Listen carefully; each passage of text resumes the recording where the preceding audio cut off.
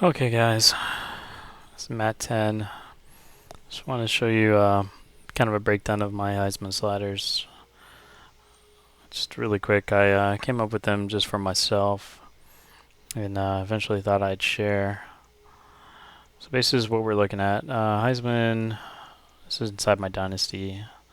Game speed is very slow, and you'll see why once we get to the custom AI option here. So let's start with the QB accuracy.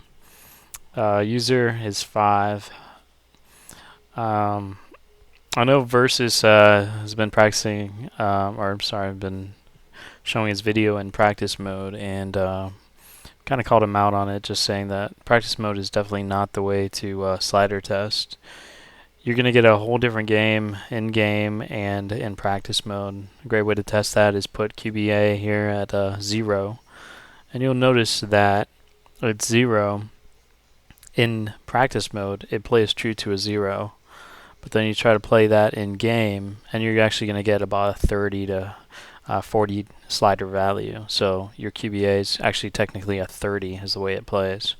There should be a lot more inaccurate throws, especially with lead passing. So I have mine at 0 here. I'm sorry, I have mine at 5, just to give it a little more accuracy. We want the receivers to make catches and not throw the behind the receiver throw animation every time.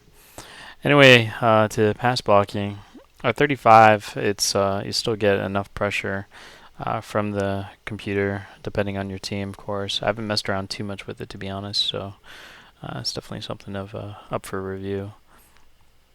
Wide receiver catching is 30. It used to be about 25 to 20.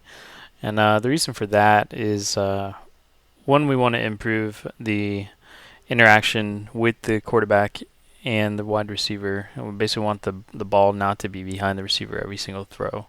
And we want them to hold onto the ball when they catch it. A good tip that I learned about was to hold R1 as soon as you catch the ball, which helps them hold on to the ball a little bit better, and you actually see some pretty cool diving animations and first down animations. So that is a option for some. And most recently, and here's the big one here, is running back ability. I know anybody who's a sim player like myself is wondering, why do I have the audacity to put it up to 100? And the reason for that is, upon further testing, running back ability does not just affect the running back. It affects all runners, wide receivers, tight ends, anybody who runs a route, basically, and of course anybody who runs with the ball in their hands.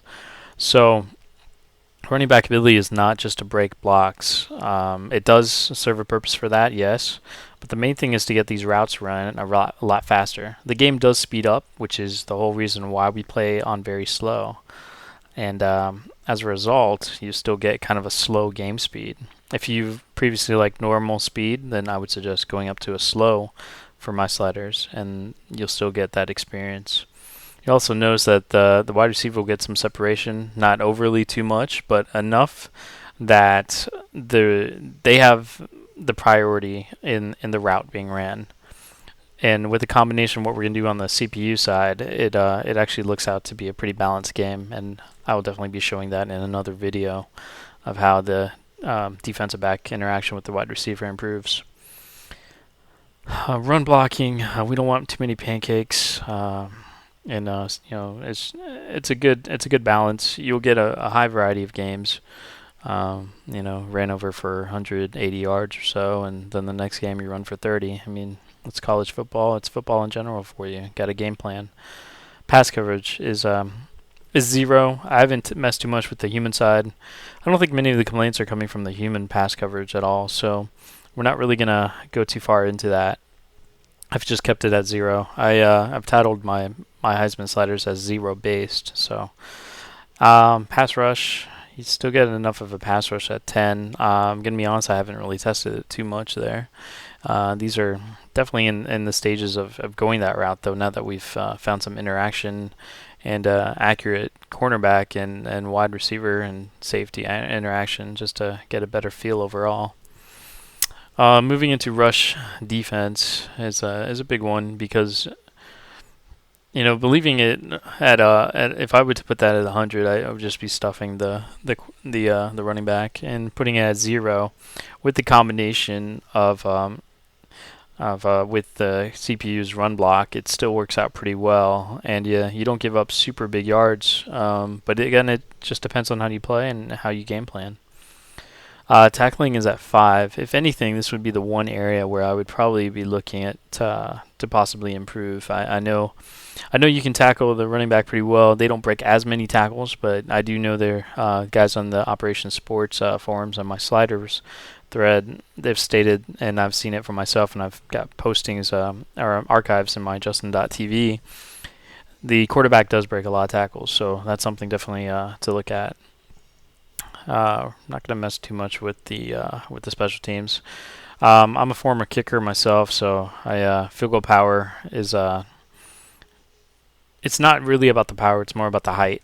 By default, NCAA 2012 puts the height really high, not high enough. It puts it at a medium level for every kick. And if you've seen any college game, or you know a kicker, or you've seen them just practice, height is the key. You don't want that field goal being blocked, but even then, it's just the dynamics of the physics of the ball when it's kicked.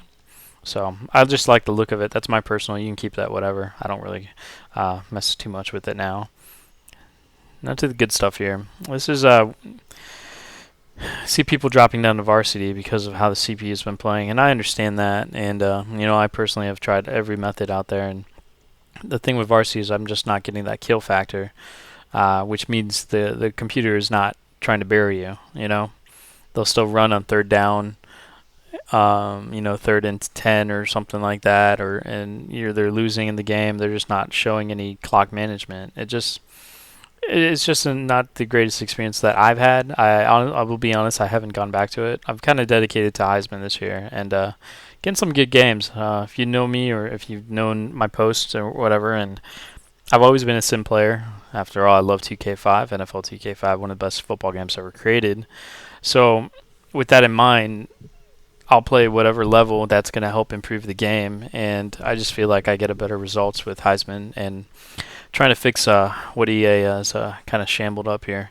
Anyway, QBA accuracy, same thing what I mentioned about earlier with the human, is QBA has to be at 5 here. You don't want that behind the receiver animation throw, but it will happen from time to time. I'm not a developer. I don't know the code. I don't know how to fix some of these issues. With that said, I should have probably brought this up earlier.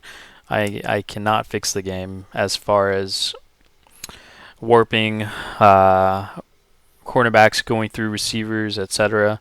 It's going to happen in the game. The goal of these sliders is to reduce the amount of times you see them.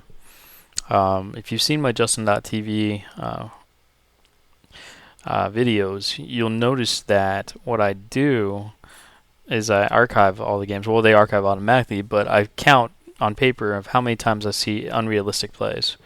I've had the pleasure of having people view it and comment on it while we're playing, which is pretty cool to interact with. So, and we've counted together. So, ever since we did this modification to these sliders, it's really improved the game. But anyway, don't mean to toot my own horn here. Just want to get through it here. Wide receiver catching is at 30. Same thing for the human. Same explanation. Running back ability, you still see a lot of different cuts and different animations. I received a PM the other day from Operation Sports. From I don't remember his name. I'll take a look at that. And he mentioned something about RBA being at 100, and you see a lot of different animations there too. So I haven't really addressed it. I just have not had the time, and so I'm just going to keep it at 25 of where my first version of my sliders were. Run blocking, pretty much the same. Something to tweak with. These two factors right here can be tweaked for the CPU. The running back ability and run blocking are not a huge concern. I haven't heard too many complaints about that. Now here's the key right here. You see pass coverage at 100. You're probably like, what is going on? This is, the ridiculous linebackers, the DB warps, the psyche DBs. Yes, they're still there. I mean, like I said, I'm not a developer. I'm not going to be able to fix that just altogether by sliders. I don't think it can be fixed that way. What I do know is that when I bumped this up and I did my progression, the way I did is I did pass coverage at 0. I started that way. Still saw a lot of different animations. Still saw a lot of warping, a lot of went through receivers, stuff like that. So, and I gradually went all the way up to 100, and I did about about 10 to 15 games testing at this, and I've noticed a substantial difference already. That the defense reacts to the ball not as soon as it's thrown, but where it is in relation to the man they're covering or to the zone they're covering, which is football. So, and you'll definitely see some of those animations. And I just recorded just one game, and I'll have the video up here tonight. But just in one game, all these points are proven, and if and they're not done in practice mode either. No offense to Versus, I appreciate his work and I really love it. And compared to him, I don't know what I am, but I don't really care. I don't want to be hailed as a guru or anything like that. I just know what looks like real football and what's realistic. So what I was saying is basically back to not slider testing in practice mode. You're getting a completely different game. People aren't playing their dynasty games in practice mode. You played in a game or in a dynasty game, and that's where I do my testing the majority of the time. So pass coverage is reversed. That's a big one right there. EA definitely flubbed that up. If you put pass coverage at 0 because you want to reduce it, you're going to see even more animations that are unrealistic. Warping, psychic DBs. You'll see speed bursts that are unreal. It's just no fun that way, and that's why I put it all the way at 100, and I'm seeing just a lot better results. So with that said, you come down to interceptions. This is a factor that I'm really just testing with right here, the slider value. I'll probably be changing it to a higher value because some interceptions are just being dropped, and that's unrealistic, and it's not my goal. But you still see some when you're punished, which is good. But at the same time, the reason why I have interceptions as low as they are is because if you see here, I have tackling at 100. Now, the reason why tackling is at 100 because my philosophy in this year's sliders is that, and I think it applies to all sliders out there, the reason they're made are for tendencies. You want the AI to have a program. You want them to have their first priority to be in pass coverage, but you don't always want them going for the interception, right? That's why you've seen some of those interceptions where they just go right through the player. Granted, it'll still happen because we've got a buggy engine here. It just buggy QA. I'm not going to go into that with EA and everything. It's just been kind of a rough start. But anyway, the reason tackling is at 100 is because I want the first priority to be a tackle from every defender. Obviously, they want the ball to get down. You don't want to just go for the pick and you miss out. Yes, you're still going to see the DB bite on some plays. The linebackers are going to bite on some plays. But you're also going to see the reaction time. As soon as they see the individual with the ball, it's right for a tackle. It's not an interception animation right away. And great thing about at 100, you see the velocity of these hits are simply incredible. You see your gang tackling. You see a lot of just a lot of different animation. And it's really nice to see. It makes the game very dynamic. You don't know what to expect. You might expect with this setting, you could assume that you can always beat the DBs now on money plays, and you can just beat them, and there's no chance that they'll get up. But what's actually pretty cool is you see a lot of the DB SWAT animation here. Not as bad as in previous years, where they jump sky high. You'll see it from the linebackers. I'm not going to lie. I'm not sugarcoating anything, or I'm not misleading anybody saying these are the sliders that are going to save the game for you. But they've honestly done it for me because it's eliminated a lot of the instances and repetitiveness that, I don't know if that's a word, but repetitive nature of the linebackers, of the DBs.